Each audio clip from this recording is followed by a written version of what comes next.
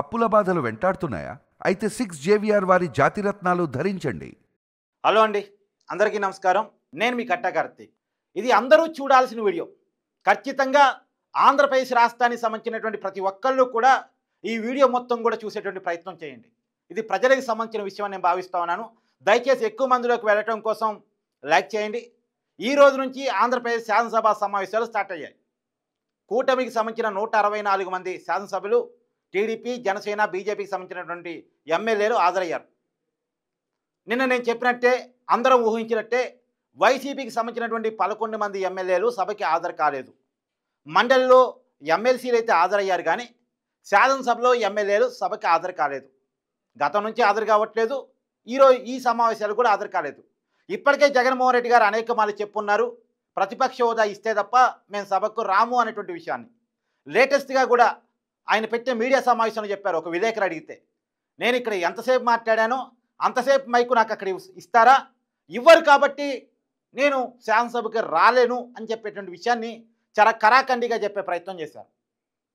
ఈ మధ్య సజ్జల రామకృష్ణారెడ్డి గారు కూడా ప్రతిపక్ష హోదా ఇస్తే మేము అసెంబ్లీకి వస్తామని చెప్పేటువంటి మాట చెప్పారు. కానీ ఈ లాజిక్ కరెక్టా? ప్రతిపక్ష హోదా ఇస్తే తప్ప మేము అసెంబ్లీకి రాము అనేటువంటి చెప్పే మాట కరెక్టా? ఇప్పటికే అయ్యన్న పాత్రుడు గారు మన ఒక మీటింగ్లో చెప్పారు, నో వర్క్ నో పే. అంటే అసెంబ్లీ సభ్యుడిగా అసెంబ్లీకి రానప్పుడు మేము వాళ్ళకి శాలరీ ఇవ్వాల్సిన అవసరం లేదు అనేటువంటి విషయాన్ని అయ్యన్న పాత్రుడు గారు చెప్పారు. తర్వాత ఫస్ట్ శాలరీస్ కట్ చేస్తాం, తర్వాత ఉద్యోగాన్ని కట్ చేస్తాం. అసెంబ్లీకి రానప్పుడు ఆ ఉద్యోగంలో అసెంబ్లీ సభ్యుడిగా వాళ్ళు ఎందుకు? MLA, member of legislative assembly, assembly సభ్యుడు. అసెంబ్లీ సభ్యుడి ప్రాథమిక విధి, మొదటి బాధ్యత అసెంబ్లీకి రావటం, అసెంబ్లీ సమావేశాల్లో పాల్గొనటం. మరి అసెంబ్లీకి రానప్పుడు వాళ్ళకి ఆ ఉద్యోగం ఎందుకు అనేటువంటి మాటని స్పీకర్ గారు మాట్లాడేటువంటి ప్రయత్నం చేశారు. మరి స్పీకర్ గారు ఏం చర్యలు తీసుకుంటారు అనేది కూడా పక్కన పెట్టేసి, మనం ఒక విషయాన్ని, స్పీకర్ గారి వర్షన్ని, వైసీపీ వర్షన్ని పక్కన పెట్టేసి ప్రజల వర్షంలో నుంచి మాట్లాడేటువంటి ప్రయత్నం చేద్దాం. వైసీపీకి ఉన్నటువంటిది 11 మంది ఎమ్మెల్యేలు వైసీపీకి ఉన్నారు. దీంట్లో జగన్మోహన్ రెడ్డి గారు మినహాయించేసి, జగన్మోహన్ రెడ్డి గారు శాలరీ తీసుకోవట్లేదు నాకున్న సమాచారం మేరకు. సో మిగతా 10 మంది ఎమ్మెల్యేలు 2.5 లక్షలకు పైగా శాలరీని తీసుకుంటా ఉన్నారు. ఎమ్మెల్యేకి 2.5 లక్షలకు పైగా ఆంధ్రప్రదేశ్లో శాలరీలు ఉన్నాయి కాబట్టి తీసుకుంటా ఉన్నారు. తర్వాత జగన్మోహన్ రెడ్డి గారితో సహా 11 మంది ఎమ్మెల్యేలు అలవెన్సులు తీసుకుంటా ఉన్నారు.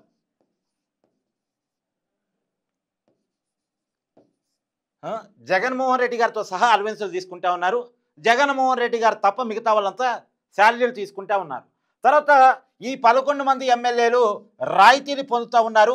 Current bill free, water bill free, వీళ్ళు తిరిగేటువంటి కాల్లో పెట్రోల్ ఫ్రీ, అన్నీ ఫ్రీ ఫ్రీ ఫ్రీ ఎమ్మెల్యేలుగా ఉన్నారు కాబట్టి వాళ్ళకి గవర్నమెంట్ ఇస్తూ ఉంది. తర్వాత ఈ 11 మంది ఎమ్మెల్యేలలో 10 మంది ఎమ్మెల్యేలకి 2+2 గన్మెన్లు ఉన్నారు. 2+2 గన్మెన్లు ఉన్నారు. సారీ, పెద్దిరెడ్డి గారికి ఇంకెక్కువ ఉన్నట్టున్నారు. జగన్మోహన్ రెడ్డి గారు ప్రతిపక్ష నాయకుడు కాకపోయినప్పటికీ కూడా మాజీ ముఖ్యమంత్రి కాబట్టి ఆయనకి Z+ కేటగిరీ సెక్యూరిటీని ఇస్తూ ఉన్నారు. ఆయన సెక్యూరిటీ ఎక్కువ. పెద్దిరెడ్డి రామచంద్రారెడ్డి గారు మాజీ మంత్రి కాబట్టి ఆయన కూడా కొంచెం ఎక్కువ సెక్యూరిటీ ఇస్తున్నట్టున్నారు. మిగతా ఎమ్మెల్యేలందరూ కూడా 2+2 గన్మెన్లు ఇస్తున్నారు. మిగతా వాళ్ళకి ఇంకెక్కువ ఇస్తున్నారు, జగన్మోహన్ రెడ్డి గారికి కానీ పెద్దిరెడ్డి రామచంద్రారెడ్డి గారి. తర్వాత ఈ 11 మంది ఎమ్మెల్యేలకి కూడా పిఏలు ఇస్తూ ఉన్నారు, పర్సనల్ అసిస్టెంట్, గవర్నమెంట్ జీతాలతో. ఈ గన్మెన్లకి, పిఏకి గవర్నమెంటే శాలరీ పే చేస్తూ ఉంటుంది. ఎమ్మెల్యేగా ఉన్నందుకు 2 లక్షల శాలరీ, అలవెన్సులు, రాయితీలు, గన్మెన్లు, పిఏ. ఈ గన్మెన్లు, పిఏ జీతాలు గవర్నమెంట్ నుంచే చెల్లించబడతా ఉన్నాయి. గవర్నమెంట్ డబ్బులు అంటే ఎవరి? మీరు ట్యాక్స్ కట్టేయి, మీరు గవర్నమెంట్కి పన్ను రూపంలో కట్టే డబ్బులు గవర్నమెంట్ వీళ్ళకి చెల్లిస్తూ ఉంది. అన్నీ కలిపి, అన్ని రకాల రాయితీలు కలిపి, క్యాంప్ ఆఫీస్ రాయితీలు, అన్ని రకాల రాయితీలు కలిపి నెలకి ఎమ్మెల్యే మీద ఒక 10 లక్షలు ఖర్చు అయ్యాయనుకోండి. ఒక్కొక్క ఎమ్మెల్యే మీద 10 లక్షలు ఖర్చు అయ్యాయనుకోండి. మొత్తం 11 మంది ఎమ్మెల్యేలు నెలకి 1,10,00,000. జగన్మోహన్ రెడ్డి గారి కోసం పెట్టే ఖర్చు ఇంకెక్కువ, ఆయనకి కల్పించే సెక్యూరిటీ చాలా ఎక్కువ కాబట్టి. అయినా సరే సగటు ఎమ్మెల్యే ఖర్చు కింద జగన్మోహన్ రెడ్డి గారి ఖర్చును కూడా లెక్కేద్దాం. మళ్ళీ చెప్తున్నా, జగన్మోహన్ రెడ్డి గారికి ప్రభుత్వం పెట్టే ఖర్చు ఇంకెక్కువ. ఆయన ఎక్కడైనా పర్యటన పోతే ఇచ్చే సెక్యూరిటీ, ఆయనకి ఇచ్చే సెక్యూరిటీ, ఆయనకి ఇచ్చే అలవెన్సులు, ఇవన్నీ చాలా ఎక్కువ. ఆయన ఒక్క జీతమే తీసుకోవట్లేదు. కానీ సరే అవి కూడా సహజ మామూలు ఎమ్మెల్యే కింద లెక్కేసి సగటున నెలకి 10 లక్షలు అనుకుంటే నెలకి అందరి ఎమ్మెల్యేల మీద 1,10,00,000 ఖర్చు అవుతుంది. 10 లక్షలు ఇంటూ 11 మంది ఎమ్మెల్యేలు అంటే ఇప్పటికి ఎన్ని నెలలు కూటమి అధికారంలోకి వచ్చి వైసీపీ ఎమ్మెల్యేలుగా ఎన్నుకోబడి ఎన్నాళ్ళు జీతాలు తీసుకుని అసెంబ్లీకి పోక లెక్కేయండి ఒకసారి. సంవత్సరంన్నర పైగా అవుతుంది, అంటే 18 నెలలకు పైగా అవుతుంది. ఈ 18 నెలలకు పైగా 18 కోట్లు పైగా ఖర్చు, 18 కోట్లకు పైగా ఖర్చు కనపడతా ఉంది చాలా క్లియర్గా మిత్రులారా. దగ్గర 19 కోట్లు కూడా పైన 19 కోట్ల పైన 19 కోట్ల పైన ఖర్చు. ఇప్పటి వరకు రకరకాల అలవెన్సులు, జీతాలు, రాయితీలు, గన్మెన్లు, పిఏల రూపంలో ఈ ఎమ్మెల్యేలకు అందుతూ ఉన్నాయి. ఎవరి డబ్బిది? ఎవరి డబ్బిది? అంటే ఎమ్మెల్యేలుగా జీతం కావాలి, ఎమ్మెల్యే స్టిక్కర్ కారుకు కావాలి, ఎమ్మెల్యే కాబట్టి గన్మెన్లు కావాలి, ఎమ్మెల్యే కాబట్టి పిఏ కావాలి, ఎమ్మెల్యే కాబట్టి రాయితీ కావాలి, ఎమ్మెల్యే కాబట్టి సౌకర్యాలు కావాలి. కానీ ఎమ్మెల్యే కాబట్టి బాధ్యతగా అసెంబ్లీకి రాము అంటే కుదిరిద్దా? సరే, ప్రతిపక్ష హోదా కాడికి వస్తాం. ప్రజలారా, నేను ఇప్పటికే చాలా వీడియోలో చెప్పున్నాను. 2014లో కాంగ్రెస్ పార్టీ దేశంలో ఓడిపోయింది, యూపీఏ గవర్నమెంట్ పడిపోయి ఎన్డీఏ గవర్నమెంట్ అధికారంలోకి వచ్చింది. కాంగ్రెస్ పార్టీకి పార్లమెంట్లో ప్రతిపక్ష హోదా రాలేదు మిత్రులారా. వాళ్ళకి సీట్లు తక్కువ రావటం వల్ల 10% సీట్లు రాకపోవటం వల్ల ప్రతిపక్ష హోదాని ఇవ్వలేదు లోక్సభ స్పీకర్ గారు. ఇవ్వకపోతే వాళ్ళు కోర్టుకు పోయారు. కోర్టుకు పోతే సుప్రీంకోర్టు చెప్పించారు క్లియర్గా, ఈ స్పీకర్ గారి పరిధిలో అంశం, లోక్సభ పార్లమెంటు సాంప్రదాయాలకి చట్టాలకు సంబంధించిన విషయం స్పీకర్ గారి పరిధిలోనే డిసిషన్ జరిగింది, మేము దీంట్లో కలగా చేసుకోమని చెప్పింది. సరే, ప్రతిపక్ష హోదా ఇవ్వలేదు కాబట్టి మేము పార్లమెంటుకి రాము అని కాంగ్రెస్ వారు చెప్పలే, వెళ్ళారు. 2019 ఎన్నికల్లో కూడా మళ్ళా తిరిగి వాళ్ళ ఎన్నికలకు వెళ్ళినప్పుడు అప్పుడు కూడా వాళ్ళకి 10% సీట్లు రాలేదు మిత్రులారా. 10% సీట్లు రాలే. అప్పుడు కూడా వాళ్ళకి ప్రతిపక్ష హోదా రాలేదు, ఆ హోదా అందుకోలేదు వాళ్ళు. సుదీర్ఘకాలం అధికారంలో ఉన్న కాంగ్రెస్ పార్టీ ప్రతిపక్ష హోదాకి దాదాపు 10 సంవత్సరాల దూరం అయింది మిత్రులారా, 2024 ఎన్నికల వరకు. కానీ తర్వాత రాహుల్ గాంధీ గారు జనంలోకి వెళ్ళి ఆయన జనాన్ని ఒప్పించుకొని మెప్పించుకొని మొన్న ఎన్నికల్లో 99 సీట్లు కాంగ్రెస్ పార్టీగా గెలవటం వల్ల ఆ పార్టీకి ప్రతిపక్ష హోదా ఈ సెక్షన్స్లో వచ్చింది. ఇప్పుడు రాహుల్ గాంధీ గారు పార్లమెంట్లో, లోక్సభలో ప్రతిపక్ష నాయకుడిగా ఉన్నారు. ఆ పార్టీకి ప్రతిపక్ష హోదా వచ్చింది.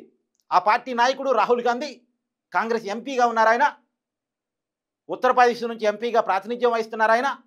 ఆయన ఇప్పుడు లోక్సభలో ప్రతిపక్ష నాయకుడిగా ఉన్నారు మిత్రులారా. ఇది మన సాంప్రదాయం, మన చట్టం. నేను పార్లమెంట్ని ఎగ్జాంపుల్గా ఎందుకు చెప్తున్నా అంటే, పార్లమెంట్నేగా మనం ఆదర్శంగా తీసుకునేది, పార్లమెంట్ చట్టాలనేగా అసెంబ్లీకి అనుకరించేది. ఇప్పుడు జగన్మోహన్ రెడ్డి గారికి 2014లో ప్రతిపక్ష హోదా వచ్చింది మిత్రులారా. ఎందుకు వచ్చింది? అప్పుడు 67 అసెంబ్లీ స్థానాలు వైసీపీ గెలుచుకుంది కాబట్టి, వైసీపీ 67 అసెంబ్లీ స్థానాలు గెలుచుకుంది కాబట్టి జగన్మోహన్ రెడ్డి గారు ప్రతిపక్ష హోదాగా వచ్చింది, ప్రతిపక్ష నాయకుడిగా ఆయన గుర్తింపు పొందారు. ఆ రోజు స్పీకర్గా ఉన్నటువంటి కోడెల శివప్రసాదరావు గారు జగన్మోహన్ రెడ్డి గారికి ప్రతిపక్ష హోదాని, ప్రతిపక్ష నాయకుడిగా గుర్తింపుని భిక్షగా వేయలేదు. ప్రజలు 67 సీట్లు ఇచ్చారు కాబట్టి ఆటోమేటిక్గా వచ్చింది. 2019 ఎన్నికల్లో 151 సీట్లతో వైసీపీ గెలిచింది మిత్రులారా. ఈ 151 మంది ఎమ్మెల్యేలు మా నాయకుడు జగన్మోహన్ రెడ్డి అని ఎన్నుకోవటం వల్ల వైసీపీ శాసనసభ పక్ష నాయకుడిగా ముఖ్యమంత్రి అయ్యారు జగన్మోహన్ రెడ్డి గారు. ముఖ్యమంత్రిగా గవర్నర్ గారు ప్రమాణ స్వీకారం చేయించారు జగన్మోహన్ రెడ్డి గారితో. ఇప్పుడు ముఖ్యమంత్రిగా గవర్నర్ గారు నియమించినట్ట, ఈ 151 సీట్లు ఇచ్చిన ప్రజలు నియమించినట్ట? ఇందాక 2014 ఎన్నికల్లో 67 సీట్లు ఇచ్చిన ప్రజలు జగన్మోహన్ రెడ్డి గారికి ప్రతిపక్ష హోదా ఇచ్చినట్ట, స్పీకర్ గారు ఇచ్చినట్ట? ఒక హోదా అనేటువంటిది స్పీకరో, గవర్నరో, ప్రభుత్వమో ఇవ్వరు, ప్రజాస్వామ్యంలో ప్రజలే ఇస్తారు. టెక్నికల్గా ఎమ్మెల్యేగా స్పీకర్ ప్రమాణ స్వీకారం చేపిస్తారు, ముఖ్యమంత్రిగా గవర్నర్ ప్రమాణ స్వీకారం చేపిస్తారు తప్ప, రాజ్యాంగబద్ధంగా టెక్నికల్ అంశాలు తప్పవి. హోదా ఏంటి అనేది డిసైడ్ చేసేది ప్రజాస్వామ్యంలో ప్రజలే. మొన్న 2024 ఎన్నికల్లో వైసీపీని కేవలం 11 సీట్లకే పరిమితం చేసి ఉన్న ముఖ్యమంత్రి సీట్ని పీకేసి ప్రతిపక్ష హోదాను కూడా ఇవ్వకుండా జగన్మోహన్ రెడ్డి గారిని పనిష్ చేసింది ప్రజలు. మిత్రులారా, ప్రజలు 11 సీట్లు ఇచ్చారు 2024లో జగన్మోహన్ రెడ్డి గారికి. ఇప్పుడు ప్రజలు ప్రతిపక్ష నాయకుడిని 2014లో చేశారు జగన్మోహన్ రెడ్డి గారిని, ముఖ్యమంత్రిని చేశారు 2019 ఎన్నికల్లో, ఏ హోదా లేకుండా చేశారు 2024 ఎన్నికల్లో. ఇప్పుడు మళ్ళా రాహుల్ గాంధీ రాగా జనంలోకి వెళ్ళి జనామోదాన్ని కనుక పొందగలిగితే 2029 ఎన్నికల్లో ప్రతిపక్ష నాయకుడు కావచ్చు, ఒకవేళ జనం ఆశీర్వదిస్తే మళ్ళీ ముఖ్యమంత్రి కూడా కావచ్చు. ఒకవేళ ప్రజలు ఓటేసి గెలిపించి వైసీపీకి బ్రహ్మరథం పడితే 2019 లాగా వైసీపీకి ఎక్కువ సీట్లు ఇస్తే, నిజంగా జగన్మోహన్ రెడ్డి గారు కోరుకున్నట్టు వైనాట్ 175 ఇస్తే, వైనాట్ 175 కూడా అవసరం లేదు, 90 సీట్లు వచ్చినా ముఖ్యమంత్రి అవుతారు. మ్యాజిక్ ఫిగర్ చేరుకుంటే చాలు ముఖ్యమంత్రి అయిపోతారు జగన్మోహన్ రెడ్డి గారు. ప్రజలు ఇవ్వాలి, ప్రజలు పైన ప్రజాస్వామ్యంలో దాన్ని మనం గుర్తించాలి తప్ప నాకు ప్రతిపక్ష హోదా ఇవ్వలేదు కాబట్టి ఎవరు ఇవ్వాలి? అసలు జగన్మోహన్ రెడ్డి గారు ఎవరిని అడుగుతున్నారు? స్పీకర్ని అడుగుతున్నారా? ప్రభుత్వాన్ని అడుగుతున్నారా? గవర్నర్ని అడుగుతున్నారా? అడగాల్సింది ప్రజల్ని కదా. ప్రజలు ఇవ్వని హోదాని నాకు కావాల్సిందే అని జగన్మోహన్ రెడ్డి గారు డిమాండ్ చేయటం ఏంటి? చిన్నపిల్లవాడి కనుక నాకు చాక్లెట్ ఇస్తేనే స్కూల్కి వెళ్తాను అని మారం చేసినట్టు ఈ గొడవ చేయటం ఏంటి? మిత్రులారా, విభజిత రాష్ట్రంలో చివరి అసెంబ్లీలో జూలకంటి రంగారెడ్డి అని నల్గొండ జిల్లాకు సంబంధించిన సిపిఎం ఎమ్మెల్యే ఒకే ఒక్కళ్ళు ఉన్నారు. మిర్యాలగూడ నుంచి గెలిచారు ఆయన. విధిగా శాసనసభకు హాజరయ్యారు. ఉన్నది ఒక్కనే కదా, నాకు మాట్లాడినెవరేమో, నాకు టైం ఇవ్వరేమో అని సాకులు చెప్పలా. తనకి ఇచ్చిన టైం మేరకు తను బ్రీఫ్గా చెప్పాలనుకున్నది చెప్పాడు. తర్వాత కూడా రాష్ట్రం విడిపోయిన తర్వాత కూడా తెలంగాణ రాష్ట్రంలో సిపిఎం ఎమ్మెల్యే భద్రాచలం నుంచి ఖమ్మం జిల్లా, ఉమ్మడి ఖమ్మం జిల్లా భద్రాచలం నుంచి సున్నం రాజా గెలిచారు, ఒక్కడే ఎమ్మెల్యే. బీజేపీ కూడా అప్పుడు ఒకటే ఎమ్మెల్యే రాజాసింగ్ గోషామా వాళ్ళు హైదరాబాద్ నుంచి గెలిచారు ఆయన. వీళ్ళిద్దరూ కూడా అసెంబ్లీకి వచ్చేవాళ్ళు, వాళ్ళ పార్టీ వర్షన్ చెప్పేవాళ్ళు. విభజిత రాష్ట్రంలో కానీ ఉమ్మడి రాష్ట్రంలో కానీ బీజేపీకి కమ్యూనిస్టులకి సీట్లు ఎప్పుడు తక్కువే ఉంటాయి. అయినా సరే వాళ్ళ బాధ్యతగా వాళ్ళు శాసనసభకు వస్తారు. మా సీట్లు తక్కువ కదా, మాకు టైం ఎంత ఇస్తారు, సగటు ఎమ్మెల్యే లేక మమ్మల్ని చూస్తారేమో, మాకు టైం తక్కువ ఇస్తారేమో కాదు, వాళ్ళకి ఇచ్చిన టైంలో వాళ్ళు ఏం చెప్పాలనుకున్నారో చెప్తారు. నిజంగా జగన్మోహన్ రెడ్డి గారు ఈ 10 మంది ఎమ్మెల్యే టైం తానే తీసుకొని మాట్లాడమనండి, అలా మాట్లాడే అవకాశం ఉంది. జగన్మోహన్ రెడ్డి గారు చెప్పే సాకులు కరెక్ట్ కాదు. ప్రజలు ఇవ్వని హోదాని డిమాండ్ చేసి సభకు రానంటాం ఏంటి? ఇది ఎక్కడ కరెక్టు? నేను మిత్రులారా, ప్రజలు మనం చైతన్యవంతం కావాలి. ప్రజలు పల్లకి మోస్తేనే వాళ్ళ నాయకులు, మనం ఓటేస్తేనే వాళ్ళ ప్రజాప్రతినిధులు. వాళ్ళు ఇలా ఎమ్మెల్యేలుగా ఉన్నారు అంటే మనం వేసిన ఓటు వల్ల, మనం గెలిపించడం వల్ల మనం జీతాలు ఇస్తే వాళ్ళు తీసుకుంటున్నారు. మన జీతాలని మనం ఇచ్చే పొజిషన్లో ఉన్నాం, వాళ్ళు తీసుకునే పొజిషన్లో ఉన్నారు. కాబట్టి మనం డిమాండ్ చేయాలి. మనం ఓనర్సు, మనకు సేవకులు వాళ్ళు, మనం యజమానులు వాళ్ళ సేవకులు. కాబట్టి ఈ 11 మంది ఎమ్మెల్యేలకి ఏదో సినిమాలో చిరంజీవి చెప్పినట్టు పూలు పంపించండి, మొక్కలు పంపించండి, బొకేలు పంపించండి, పోస్ట్ కార్డు పంపించండి. అయ్యా మీరు అసెంబ్లీకి వెళ్ళండి అయ్యా, మా తరఫున మాట్లాడండి అయ్యా అని చెప్పేసి పంపించండి. ప్రజలారా, నేను పోయి రోడ్డు మీద కూర్చొని ఆందోళన చేయమంటలేదు, వాళ్ళు ఇళ్ళ ముందు ధర్నాలు చేయమంటలేదు, గొడవ చేయమంటలేదు.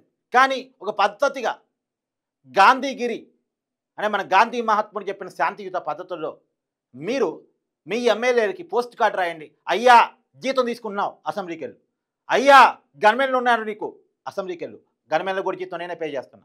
అయ్యా నీకు పిఏ ఉన్నాడు, ఆ పిఏకి జీతం నేనే పే చేస్తున్నా, అసెంబ్లీకి వెళ్ళు. నీకు నేను జీతం ఇస్తున్నా, నువ్వు నాకు సర్వీస్ చేయి, నా తరపున పోయి అసెంబ్లీలో మాట్లాడు.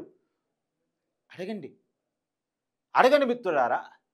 ఇప్పుడు ఒక వ్యక్తి అసెంబ్లీకి పోకపోవటం వేరు, పార్టీ అసెంబ్లీకి పోకపోవటం వేరు.